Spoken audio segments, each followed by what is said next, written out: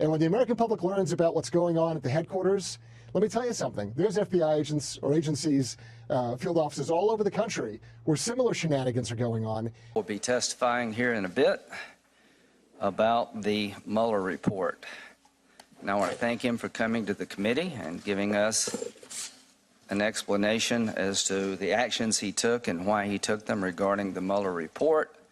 And here's the good news. Here's the Mueller report. You can read it for yourself. It's about 400 and something pages. Can't say I've read it all, but I've read most of it. There's an unredacted version over in the classified section of the Senate, a room where you can go look at the unredacted version, and I did that, and I found it not to change anything in terms of an outcome. But a bit about the Mueller report. Who is Mueller? For those who may not know, I don't know where you've been, but you may not know, that Bob Mueller has a reputation in this town and throughout the country as being an outstanding lawyer and a man of the law. He was the FBI director. He was the Deputy Attorney General. He was in charge of the Criminal Division at the Department of Justice. He was a United States Marine, and he has served his country in a variety of circumstances, long and well. For those who took time to read the report, I think it was well written, very thorough. And let me tell you what went into this report. There were 19 lawyers employed, approximately 40 FBI agents, intel analysts, forensic accountants, and other staff, 2,800 subpoenas issued, 500 witnesses interviewed, 500 search warrants executed, more than 230 orders for communication records so the records could be obtained, 13 requests to foreign governments for evidence, over $25 million spent over 2 years. We may not agree on much, but I hope we can agree that he had ample resources, took a lot of time, and talked to a lot of people. And you can read for yourself what he found. The Attorney General will tell us a bit about what his opinion of the report is. In terms of interacting with the White House turned over to Mr. Mueller 1.4 million documents and records, never asserted executive privilege one time. Over 20 White House staffers, including 8 from the White House counsel's office, were interviewed voluntarily. Don McGahn, chief counsel for the White House, was interviewed for over 30 hours. Everybody that they wanted to talk to from the Trump campaign on the ground, they were able to talk to. The president submitted himself to written interrogatories. So to the American people, Mr. Mueller was the right guy to do this job. I always believed that Attorney General Sessions was conflicted out because he was part of the campaign. He was the right guy with ample resources, and the cooperation he needed to find out what happened was given, in my view.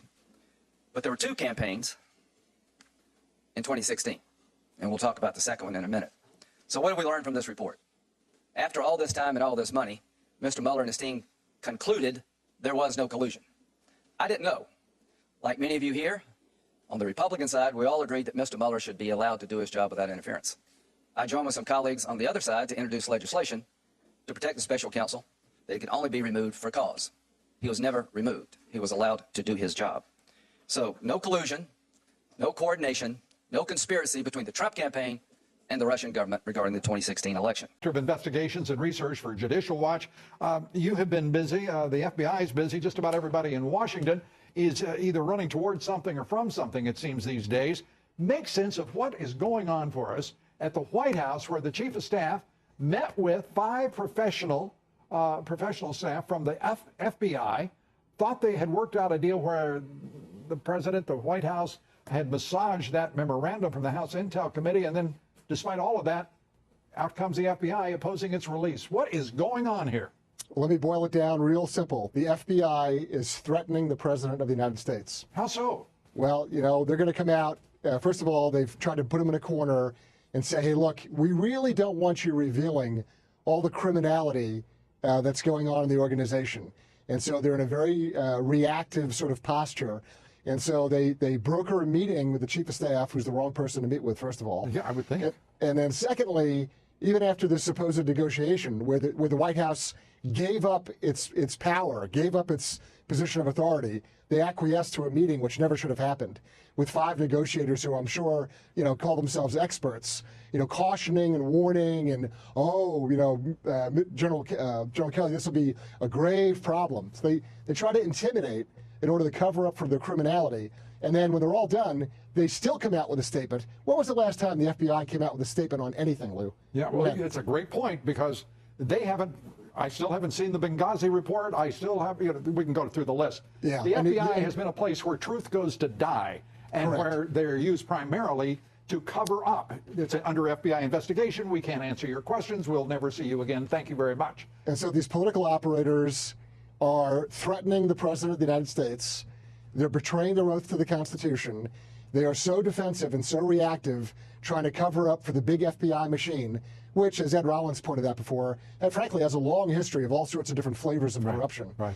And when the American public learns about what's going on at the headquarters, let me tell you something. There's FBI agents or agencies, field offices all over the country where similar shenanigans are going on, and I'll point a finger directly at El Paso, Texas. There's all sorts of abuse, of surveillance, of mail cover, of telephone tap, of intercepts. This, unfortunately, of U.S. citizens? Correct. Things that I personally have reported to the Inspector General of the Justice Department. They know this stuff. This is the worst kept secret in the country. They're terrified, they're embarrassed, and they're frantic, and that's why you see them issuing this statement which attempts to undercut the actions of the Chief Executive of the United States. It might be more persuasive if the FBI's leadership had any credibility right now with the American people or Congress. I just want to add this. If we've got this full screen from Devin Nunes, the chair of the House Intel Committee, talking about the FBI trying to avoid transparency. This is what Nunes said. Here we go. The memo, referring to the House Intelligence Committee memo, contains all the relevant facts on FISA abuse. After fighting our demands for these documents for months, the FBI and Department of Justice now seem to be going through a series of increasingly ridiculous, increasingly desperate excuses to avoid transparency, referring to the 5 professionals who met with John Kelly, the Chief of Staff. This is getting to be so ignorant and disrespectful of lawful authority, that is, namely, the head of government, President Donald J. Trump, that I can't believe it's being tolerated. Where the hell is the Attorney General? Why are they letting this happen? The Chief of Staff, when he got a call from the FBI, or however the communication was affected, the response should have been, how dare you? What are you doing? What are you so afraid of that you're trying to swing the pendulum, the momentum the other way? The President of the United States has signature authority to release anything he wants to. And if he believes in this document and wants it out, why play these weird little patty cake games with 5 so-called experts? Well, the reason why is because they're afraid, or they're a little concerned, that the FBI is going to push back hard or further collaborate with people like Mueller to try to attack the legitimacy of this presidency. This is another grave threat, not just on Mr. Trump personally, but it's a threat on the Constitution. You can't let this stuff go on. What? The biggest. I would consider this the largest law enforcement scandal in history for this reason.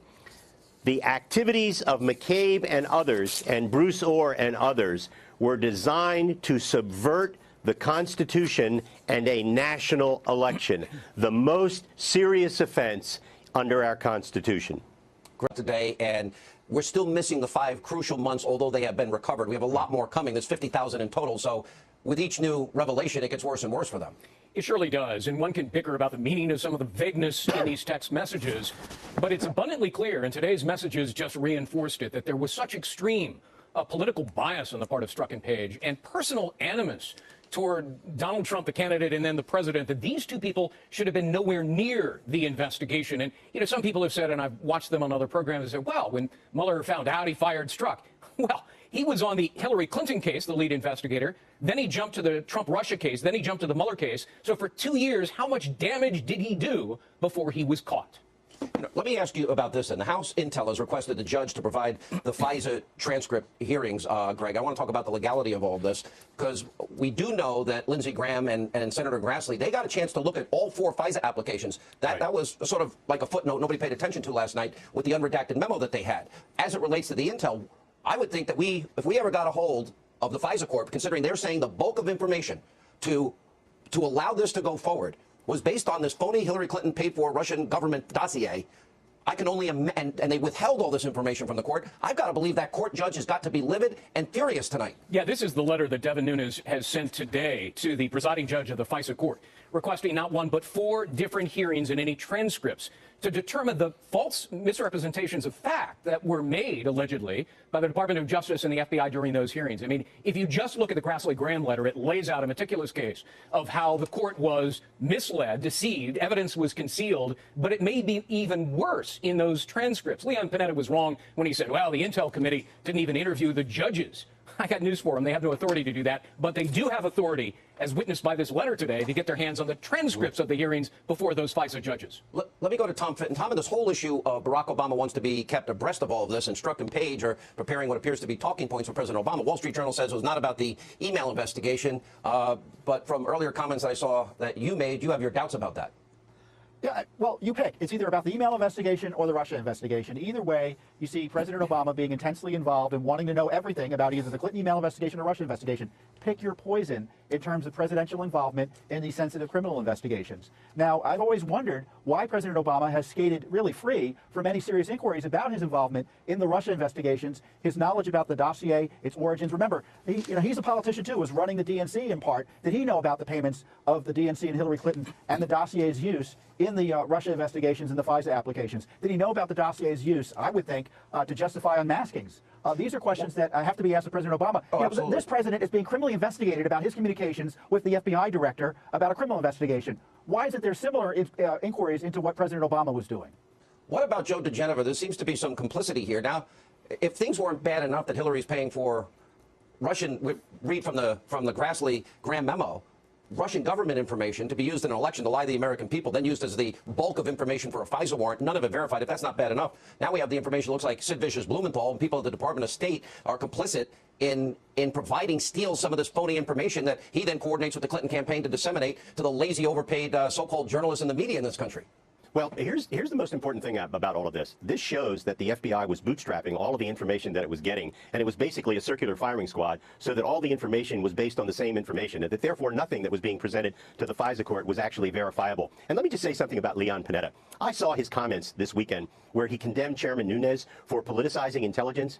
What a disgraceful comment by a former CIA director. Leon Panetta should be ashamed of himself. He's obviously not reading the papers. What's more, he obviously has not read the April 26, 2017 opinion of the FISA court, in which they accused the FBI of purposely and illegally and unconstitutionally leaking FISA 702 information to private contractors, which is a felony. You've never heard Mr. Panetta say anything about that. You've never heard Mr. Panetta say anything about any of the conduct of John Brennan, the single most political CIA director in history. And Brennan's comments this weekend about all of the stuff that Nunes is doing rank among the most disgusting political comments by any former CIA director in history. Wow. I want to know, Brennan and Clapper, I want to know about the surveillance, unmasking, leaking intelligence, and their potential understanding and knowledge of that. We'll find out in weeks and months ahead. My name is Chris, and before... As to obstruction of justice, Mr. Mueller left it to Mr. Barr to decide after 2 years and all this time. He said, Mr. Barr, you decide. Mr. Barr did. There are a bunch of lawyers on this committee, and I will tell you the following. You have to have specific intent to obstruct justice. If there's no underlying crime, pretty hard to figure out what intent might be if there was never a crime to begin with. The president never did anything to stop Mueller from doing his job. So I guess the theory goes now, okay, he didn't collude with the Russians and he didn't specifically do anything to stop Mueller, but attempted obstruction of justice of a crime that never occurred, I guess is sort of the new standard around here. We'll see if that makes any sense. To me, it doesn't. Now, there's another campaign. It was the Clinton campaign. What did we learn from this report? The Russians interfered in our election. So can some bipartisanship come out of this? I hope so. I intend to work with my colleagues on the other side to introduce the Deter Act and to introduce legislation to defend the integrity of the voting system. Senator Durbin and I have legislation that would deny anyone admittance into the United States a visa through the immigration system if they were involved in interfering in an American election. Working with Senator Whitehouse and Blumenthal to make sure that if you hack into a state election system, even though it's not tied to the internet, that's a crime. I would like to do more to harden our infrastructure because the Russians did it. It wasn't some 400-pound guy sitting on a bed somewhere. It was the Russians. And they're still doing it. And it could be the Chinese. It could be somebody next. So my takeaway from this report is that we've got a lot of work to do to defend democracy against the Russians and other bad actors. And I promise the committee we will get on with that work, hopefully in a bipartisan fashion. The other campaign. The other campaign was investigated not by Mr. Mueller, by people within the Department of Justice. The accusation against Secretary Clinton, was that she set a private server up somewhere in her house and classified information was on it to avoid the disclosure requirements and the transparency requirements required of being Secretary of State. So that was investigated. What do we know? We know that the person in charge of investigating hated Trump's guts. I don't know how Mr. Mueller felt about Trump, but I don't think anybody on our side believes that he had a personal animosity toward the president to the point he couldn't do his job. This is what Strzok said on February the 12th, 2016. Now, he's in charge of the Clinton email investigation. Oh, Trump's abysmal. I keep hoping the charade will end and people will just dump him. February the 12th, 2016. Page is the Department of Justice lawyer assigned to this case. March 3rd, 2016. God, Trump is a loathsome human being. Strzok. Oh, my God. Trump's an idiot. Page, he's awful. Strzok. God, Hillary should win $100 million to nothing. Compare those two people to Mueller. March 16th, 2016. I cannot believe Trump is likely to be an actual serious candidate for president. July the 21st, 2016. Trump is a disaster. I have no idea how destabilizing his presidency would be. August the 8th, 2016. 3 days before Strzok was made deputy acting in charge of the counterintelligence division of the FBI. He's never going to become president, right? Page to Strzok. No, he won't. We'll stop him. These are the people investigating the Clinton email situation and start the counterintelligence investigation of the Trump campaign. Compare them to Mueller. August the 15th, 2016. Strzok. I want to believe the path you threw out for consideration in Andy's office, that there's no way he gets elected, but I'm afraid we can't take that risk. It's like an insurance policy in the unlikely event you die before you're 40. August 26, 2016. Just went to the Southern Virginia Walmart. I could smell the Trump support. October the 19th, 2016. Trump is an idiot. He's unable to provide a coherent answer. Sorry to the kids out there. These are the people that made a decision that Clinton didn't do anything wrong and that counterintelligence investigation of the Trump campaign was warranted. We're going to, in a bipartisan way, I hope, deal with Russia. But when the Mueller report is put to bed, and it soon will be, this committee is going to look long and hard at how this all started. We're going to look at the FISA warrant process. Did Russia provide Christopher Steele the information about Trump that turned out to be garbage that was used to get a warrant on an American citizen? And if so, how did the system fail? Or is there a real effort between Papadopoulos and anybody in Russia to use the Clinton emails stole by the Russians, or is that thought planted in his mind? I don't know, but we're going to look. And I can tell you this, if you change the names, y'all would want to look too. Everything I just said, just substitute Clinton for Trump. See what all these people with cameras would be saying out here about this. As to cooperation in the Clinton investigation, I told you what the Trump people did. I'll tell you a little bit about what the Clinton people did. There was a protective order for the server issued by the House, and there was a request by the State Department to preserve all the information on the server. Paul Gambetta, after having the protective order,